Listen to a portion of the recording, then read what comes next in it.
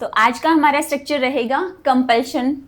Past compulsion means past की मजबूरी, past में आपको अपनी कोई मजबूरी बतानी है, तो उसके लिए हमारी आइडेंटिफिकेशन क्या है, किसी को कोई काम करना पड़ा, यानी किसी को भी कोई भी काम करना पड़ा, पहले करना पड़ा, राइट। अब की हम बात नहीं कर रहे, फ्यूचर की हम बात नहीं कर रहे, पास्ट की बात कर रहे हैं, या पहले समझ लीजिए आप पास्ट को अगर नहीं याद रखना, क्योंकि हमारा मेन मोटिव है कि आपको टेंस वेंस ये सब कुछ याद ना रखना पड़े, ठीक है। तो किसी को कोई काम करना पड़ा, आपको सिर्फ ये बात याद रखनी है, क्योंकि ये पास्ट की मजबूरी है। जैसे मैं बोलूं मुझे वहां जाना पड़ा, बच्चों को अकेले रहना पड़ा, ठीक है, बुजुर्गों को दवाई खानी पड़ी, उन्हें ये करना पड़ा, वो करना पड़ा, सरकार को फैसले लेने पड़े, तो इस तरह की कोई भी अगर आपको बात करनी है तो उसका फॉर्मूला ये रहेगा, subject plus had to plus verbs first form plus remaining English.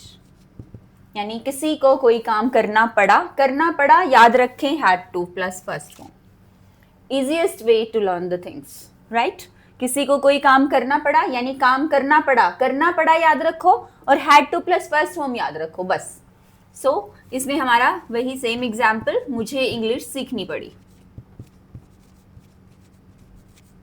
तो यही है ना। किसी कौन है, किसी मैं हूं, मुझे क्या करना पड़ा, इंग्लिश सीखना क्या है, एक काम है जो कि करना पड़ा, यानी कि मुझे इंग्लिश सीखनी पड़ी, ठीक है। तो कैसे बोलेंगे, I had to learn English, मुझे इंग्लिश सीखनी पड़ी, right.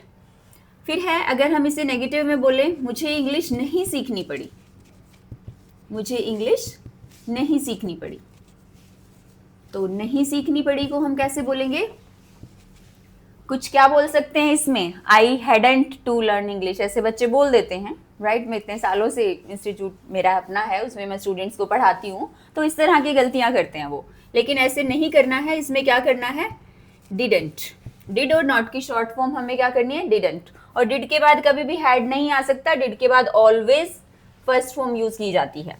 So didn't have to, right, then verbs first form plus remaining English. तो मुझे इंग्लिश नहीं सीखनी पड़ी, I didn't have to learn English, ठीक है। ध्यान से समझना, क्योंकि इन चीजों को एक ही बार अच्छे से समझना है, ताकि बार बार ना समझना पड़े। क्योंकि हम क्या करते हैं, एक बार उतने अच्छे से चीज को नहीं समझते, फिर बार बार उसमें गलती करते हैं। इसलिए बेटर है कि एक ही बार थोड़ा सा टाइम लो, आराम से समझो चीजों को, ताकि फिर उनमें कोई भी गलतियां ना हो और वो बार बार ना करनी पड़े, ठीक है। So I didn't have to learn English, मुझे इंग्लिश नहीं सीखनी पड़ी। नहीं के लिए क्या करना पड़ता है, नहीं करना पड़ा कोई काम, didn't have to first form. फिर है इंटेरोगेटिव, क्या मुझे इंग्लिश सीखनी पड़ी, क्या मुझे इंग्लिश सीखनी पड़ी। किसी से आप क्वेश्चन पूछ सकते हैं भी, क्या आपको ऐसा करना पड़ा, क्या तुम्हें वहां जाना पड़ा, ठीक है। तो इसमें क्या लगा देंगे हम, डिड पहले लगा देंगे, then subject, then have to, then verbs first form plus remaining English, ठीक है।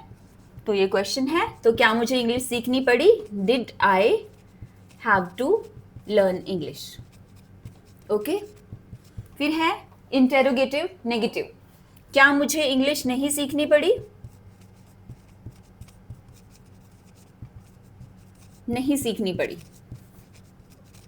ये इंटेरोगेटिव नेगेटिव है, ध्यान से समझना, ये नहीं सोचना हाँ पता चल गया, नहीं, डिटेल में समझो, आराम से समझो, जितना आराम से समझेंगे चीज आपके दिमाग में जाएगी। क्या मुझे इंग्लिश नहीं सीखनी पड़ी, didn't plus subject plus have to plus verbs first form plus remaining English. तो कैसे बोलेंगे, didn't I have to learn English, okay. इसके बाद WH आपको सभी स्ट्रक्चर्स में अच्छे से एक्सप्लेन किया हुआ है मैंने।